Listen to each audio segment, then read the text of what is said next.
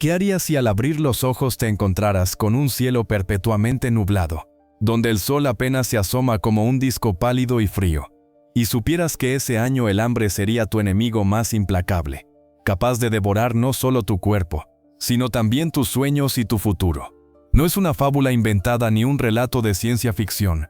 Fue la cruda realidad que golpeó a millones de personas hace poco más de 200 años. El mundo entero, pero especialmente el hemisferio norte, se sumió en una crisis climática devastadora que desencadenó hambrunas masivas, epidemias letales y un caos social sin precedentes.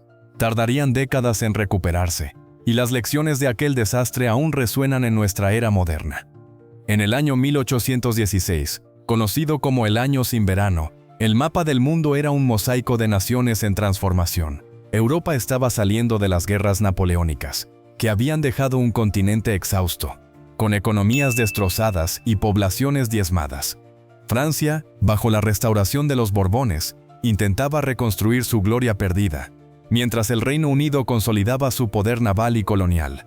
En el este, el Imperio ruso se expandía, y en el oeste, España lidiaba con sus colonias americanas en rebelión. Al otro lado del Atlántico, Estados Unidos era una joven república, con fronteras inestables y una población que crecía rápidamente gracias a la inmigración. No había naciones unificadas como las conocemos hoy. Las lealtades se basaban en monarcas, terratenientes o iglesias locales. Las comunicaciones eran lentas. Un mensaje de Londres a Nueva York podía tardar semanas en barco, y los caminos eran senderos embarrados, plagados de bandidos y enfermedades. El conocimiento se guardaba en bibliotecas monásticas o en las mentes de eruditos aislados, y la vida cotidiana giraba en torno a las estaciones. La subsistencia dependía casi por completo de la agricultura. Plantar trigo, maíz o arroz, recolectar frutas y almacenar provisiones para el invierno. Un mal año climático podía significar la diferencia entre la supervivencia y la muerte colectiva. Pero entonces, en la primavera de 1815, ocurrió lo inimaginable. Un volcán remoto, el Monte Tambora, en la isla de Sumbawa, en las Indias Orientales Neerlandesas, o Indonesia, entró en erupción con una furia cataclísmica. No fue una erupción común, fue la más poderosa registrada en la historia moderna, con un índice de explosividad volcánica de 7 en una escala de 8. El volcán, que antes medía más de 4.000 metros de altura, se redujo a 2.850 metros después de expulsar unos 100 kilómetros cúbicos de magma, cenizas y gases. Imagina esto, el 5 de abril de 1815, comenzaron los retumbos, como cañonazos lejanos que se oyeron a más de 1.000 kilómetros de distancia. Luego, el 10 de abril, 3 columnas de fuego se elevaron al cielo, y la montaña entera se convirtió en una masa ardiente. Piedras de piedra pómez del tamaño de melones llovieron sobre las islas cercanas, y flujos piroclásticos, nubes ardientes de gas y rocas, barrieron todo a su paso, llegando incluso al mar y generando tsunamis que arrasaron costas distantes. Localmente, murieron entre 60.000 y 90.000 personas por la explosión directa, los tsunamis y la hambruna inmediata, ya que las cenizas cubrieron las tierras de cultivo con metros de espesor. Pero el verdadero horror se extendió globalmente. La erupción inyectó millones de toneladas de dióxido de azufre y cenizas a la estratosfera, a más de 20 kilómetros de altura. Estos aerosoles actuaron como un velo opaco que bloqueó la radiación solar, reflejando la luz del sol de vuelta al espacio y enfriando la Tierra. Crónicas de la época, como las del naturalista británico Sir Stamford Raffles, quien gobernaba Java, describen una oscuridad que duró días, con cenizas cayendo como nieve fina a cientos de kilómetros. En Europa y América del Norte, el sol se volvió rojizo y débil, como si estuviera eclipsado permanentemente. Los científicos modernos, analizando núcleos de hielo de Groenlandia y la Antártida, han confirmado un pico masivo de sulfatos en 1815, y los anillos de árboles muestran un crecimiento detenido en 1816, indicando temperaturas globales que cayeron entre 0,4 y 0,7 grados Celsius en promedio. Pero en regiones del norte europeo y americano, el descenso fue de hasta 3 grados Celsius. Esto coincidió con un periodo de baja actividad solar conocido como el mínimo de Dalton, que ya enfriaba el clima, pero el Tambora lo amplificó dramáticamente. El invierno de 1815-1816 fue brutal, pero la primavera llegó tarde y fría, y el verano simplemente no llegó. En Nueva Inglaterra, nevó en junio con acumulaciones de hasta 30 centímetros en algunas áreas. En julio y agosto, heladas mataron cultivos en Pensilvania y Virginia. En Europa, lluvias incesantes inundaron campos en Francia, Alemania y Suiza. Mientras que en el Reino Unido, el sol apenas se vio, y las temperaturas medias de junio cayeron a 12,9 grados Celsius, la más baja registrada. Ríos como el Támesis en Londres se helaron parcialmente, y en los Alpes, los glaciares avanzaron, formando hielo nuevo incluso en verano. Con cada día que pasaba bajo ese cielo velado, los campos perdían esperanza. El trigo no maduraba, el maíz se pudría en el suelo húmedo, las patatas se helaban antes de brotar. En China, nevó en verano en provincias tropicales como Taiwán, y las cosechas de arroz fallaron en Yunnan y Heilongjiang, extendiendo la hambruna. Según estimaciones históricas, alrededor del 30% de la población dependiente de la agricultura en el hemisferio norte sufrió escasez extrema. La gente recurrió a comer raíces, corteza de árboles, musgo e incluso gatos y ratas para sobrevivir.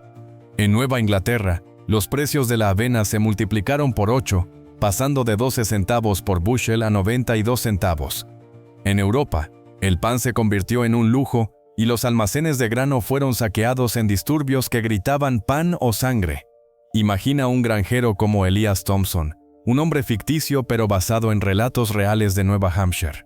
Elias, de 32 años, había plantado su campo de maíz en mayo, esperando una cosecha abundante para alimentar a su familia de 5.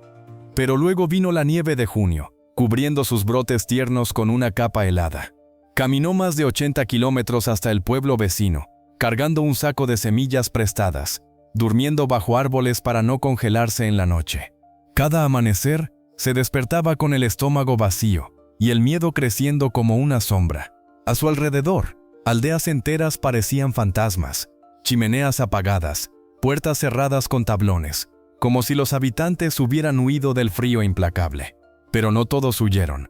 Muchos se quedaron y murieron de inanición, sus cuerpos hinchados por el hambre. Las hambrunas desencadenaron migraciones masivas. En Irlanda, donde las patatas fallaron, miles cruzaron el Atlántico hacia Estados Unidos y Canadá, acelerando la diáspora irlandesa que culminaría en la Gran Hambruna décadas después. En Suiza, el gobierno declaró emergencia nacional, y familias enteras arrastraban sus pertenencias por caminos embarrados, buscando refugio en ciudades abarrotadas. El agua potable se contaminó por las lluvias constantes, convirtiendo pozos en focos de enfermedades. La gente bebía cerveza o vino fermentado desde la mañana, no por placer, sino por seguridad, ya que el alcohol mataba las bacterias. Pero luego, el desastre se multiplicó. En medio del hambre y el frío, brotaron epidemias que barrieron el continente como un incendio invisible. Entre 1816 y 1819, el tifus se extendió por Europa, matando a más de 65,000 personas solo en Irlanda. Esta bacteria, transmitida por piojos en condiciones de hacinamiento y malnutrición, causaba fiebre alta, dolores de cabeza y erupciones rojas. Los primeros síntomas eran sutiles, escalofríos, fatiga, como un resfriado común. Pero luego venían las alucinaciones, la gangrena en extremidades y la muerte en días. En Escocia e Italia, el hambre debilitó a la población, haciendo que el tifus y el cólera, que empezaba a emerger desde Asia, encontraran terreno fértil. En Alemania, las calles de ciudades como Berlín se llenaron de cadáveres apilados, y los sepultureros no daban abasto, cavando fosas comunes bajo la lluvia incesante. En Francia, la cosecha de vino más tardía de la historia dejó bodegas vacías, y en París, los motines por comida se volvieron violentos. Incluso Napoleón, exiliado en Santa Helena, podría haber sentido los ecos, aunque su derrota en Waterloo en 1815 se atribuye en parte a las lluvias torrenciales previas, posiblemente influenciadas por el tambora. Reyes y campesinos cayeron por igual. El emperador Francisco I de Austria vio su imperio tambalearse por la escasez de impuestos. La combinación de hambruna y epidemias redujo la población europea en un estimado del 5 al 10% en algunas regiones, con una crisis de subsistencia que no se vería igual hasta el siglo XX. La densidad demográfica cayó, aldeas quedaron abandonadas, campos fértiles se convirtieron en maleza salvaje. El comercio se paralizó. Barcos mercantes no zarpaban por miedo a tsunamis residuales o por falta de carga, y las monedas de oro perdieron valor cuando el pan valía más que el metal. En América, Nueva Inglaterra vio migraciones hacia el oeste, hacia tierras más fértiles en Ohio, acelerando la expansión fronteriza. Pero en medio de esta desolación helada, surgieron brotes de resiliencia humana. Los monasterios y conventos, como en épocas pasadas, se convirtieron en refugios, distribuyendo sopas y cobijo. Inventores como Karl Drais, en Alemania, crearon la máquina andante, precursora de la bicicleta para moverse sin caballos, que escaseaban por falta de forraje. En el arte, pintores como William Turner capturaron atardeceres rojizos intensos causados por las cenizas, inspirando un nuevo romanticismo. Y en literatura, un grupo de escritores en Villa Diodati, Suiza, Lord Byron, Mary Shelley, Percy Shelley y John Polidori, atrapados por el mal tiempo, inventaron historias de terror. De allí nació Frankenstein y el vampiro, semillas del género gótico moderno. La escasez de mano de obra agrícola dio a los campesinos poder para negociar mejores condiciones con los señores feudales, plantando las bases para reformas laborales. Técnicas agrícolas mejoraron. Se impulsó la rotación de cultivos, el uso de abonos naturales y molinos hidráulicos más eficientes. En política, la crisis fomentó ideas de Estado benefactor, con gobiernos interviniendo más en la distribución de alimentos, sentando precedentes para el welfare moderno.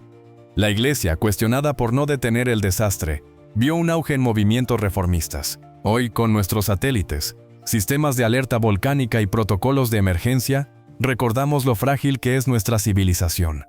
El episodio de 1816 nos enseña que un volcán distante, un velo de cenizas y un enfriamiento sutil pueden derribar economías y sociedades, pero también resalta la capacidad humana para adaptarse, innovar y renacer de las cenizas, literalmente.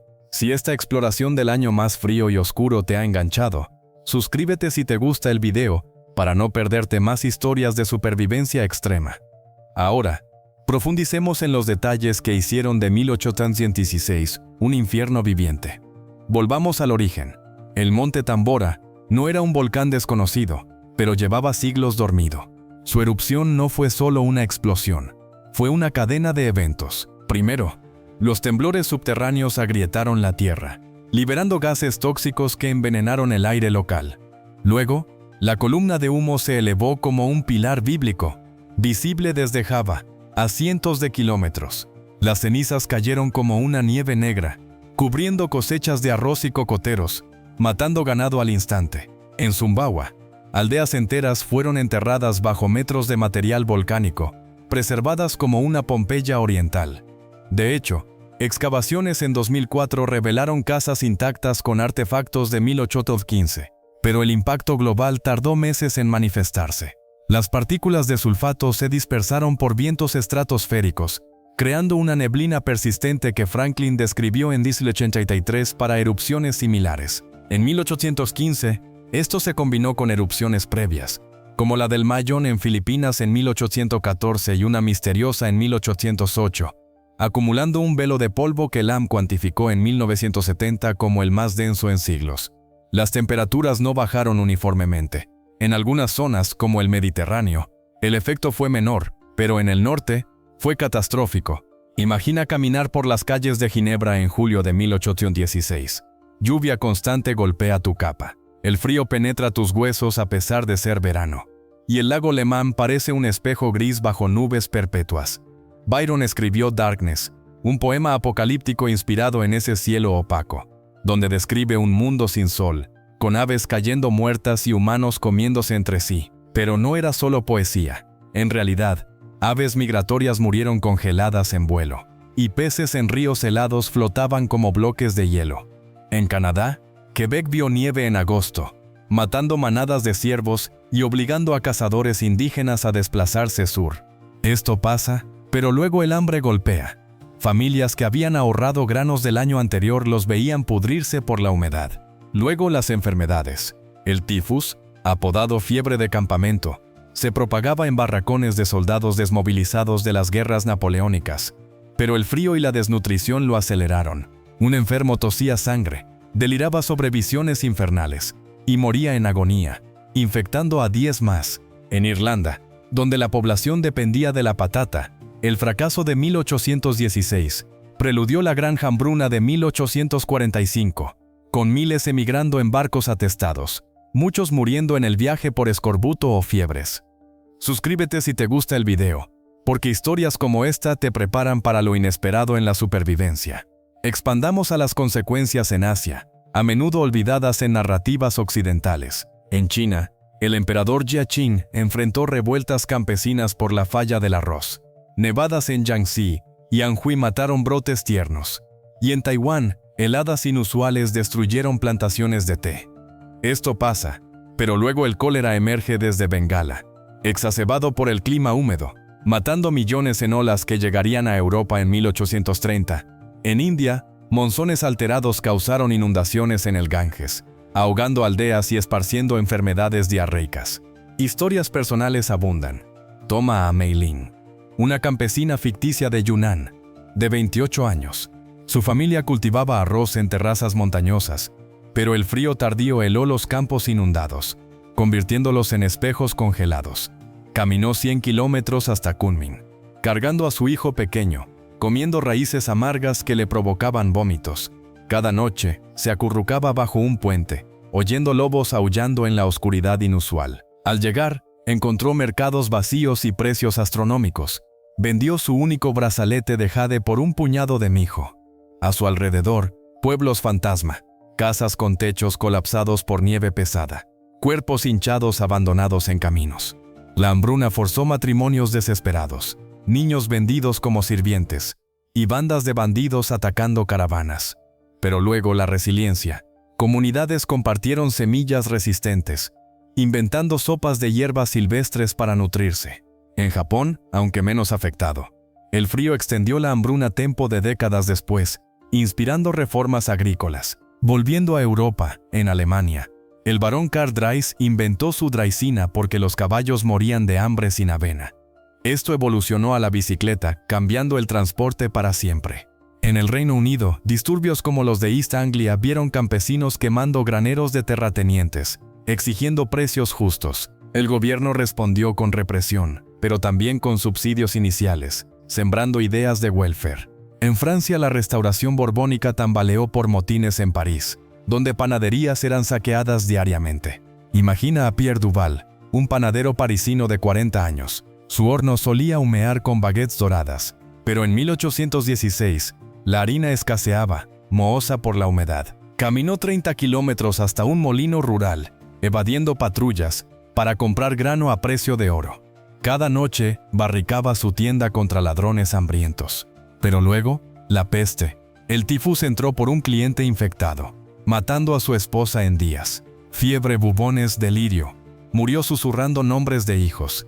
Pierre sobrevivió, pero solo, reconstruyendo con recetas de pan de centeno resistente. Estas historias, inventadas pero ancladas en realidades, muestran cómo el conflicto climático forja supervivientes. Ahora, exploremos los impactos científicos con más detalle para entender cómo sobrevivir a algo similar hoy. La erupción liberó 50 kilómetros cúbicos de material denso rocoso equivalente, más que cualquier otra en milenios. El dióxido de azufre se oxidó en aerosoles de sulfato, reduciendo la radiación solar neta en un 20% en algunas latitudes. Modelos climáticos modernos, como los usados por Schurer en 2019, confirman que sin el Tambora, las temperaturas de 1816 habrían sido normales, pese al mínimo de Dalton.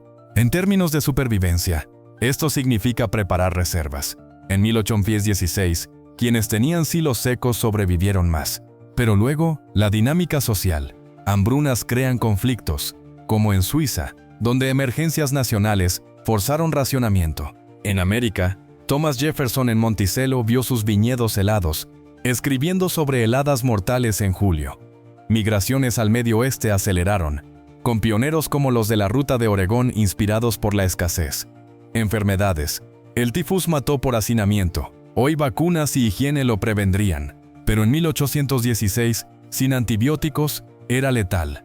Toma a Anna Müller, una enfermera suiza ficticia de 25 años en Berna. Vio pacientes llegar con fiebres, bubones negros como carbón. Lavaba heridas con vinagre, pero el frío húmedo propagaba piojos. Caminó 15 kilómetros diarios entre hospicios, exhausta pero determinada. Cada muerte la endurecía. Un niño delirando, una madre gritando. Pero luego, recuperación, comunidades formaron cooperativas, compartiendo herramientas. Esto pasa en crisis, conflicto, pero luego solidaridad. Suscríbete si te gusta el video, y sigamos explorando cómo el pasado nos enseña a sobrevivir. Profundicemos en las consecuencias económicas, que fueron tan devastadoras como el clima. El comercio global se detuvo. Puertos como Liverpool vieron barcos anclados por falta de carga, ya que granos no se cosechaban. En China la seda y el té escasearon, afectando rutas comerciales. Precios inflados. En Estados Unidos, el maíz subió un 50%, forzando quiebras. Pero luego, innovaciones. La crisis aceleró la revolución industrial, con fábricas produciendo alimentos procesados. En arte, Turner pintó cielos rojizos, capturando la neblina volcánica en obras como Chichester Canal. En literatura, el grupo de Diodati creó mitos duraderos. Mary Shelley, inspirada por el frío, imaginó un monstruo revivido, reflejando miedos a la naturaleza incontrolable. Polidorus Vampiro preludió Drácula. Estas creaciones culturales nacieron del caos, mostrando cómo la adversidad fomenta creatividad. En política, la crisis cuestionó monarquías. En Prusia, revueltas por comida llevaron a reformas. La población mundial, alrededor de 1.000 millones, vio tasas de mortalidad subir un 50% en 1800. Historias como la de John O'Brien, un irlandés ficticio de 30 años. Hambriento en Dublín, embarcó a Nueva York, sobreviviendo tormentas atlánticas. En América, encontró trabajo en canales, pero el frío mató su primera cosecha. Caminó 200 kilómetros oeste, fundando una granja. Cada paso, un pero luego, hambre, pero luego esperanza. Estas narrativas tejen el tapiz de supervivencia. Para llegar a las raíces científicas, consideremos los datos de núcleos de hielo. Sulfatos pico en 1816 confirman el velo global. Temperaturas cayeron 2 grados Celsius en promedio en Europa Central, causando nevadas veraniegas. En Granada, España, aunque no nevó, temperaturas bajaron a 15 grados en agosto, arruinando olivares. Hambruna allí mató por inanición, con mortalidad subiendo. Imagina a María López, granadina ficticia de 22 años. Sus olivos se helaron, frutos marchitos. Caminó 50 kilómetros a Málaga por trabajo, comiendo aceitunas salvajes. Pero luego, epidemias. Disentería por agua contaminada. Sobrevivió vendiendo hierbas medicinales. Esto pasa en el sur, menos frío, pero igual escasez. En África, monzones alterados causaron sequías en el Sahel, exacerbando hambrunas. Globalmente, el evento cambió patrones migratorios, con europeos poblando América. Lecciones. Diversificar cultivos, almacenar, monitorear volcanes. Hoy, con BEI similar, efectos serían mitigados por tecnología, pero aún devastadores. Si te ha impactado esta saga de frío y resiliencia, suscríbete si te gustó el video y comparte en comentarios qué desastre histórico te intriga más para sobrevivir.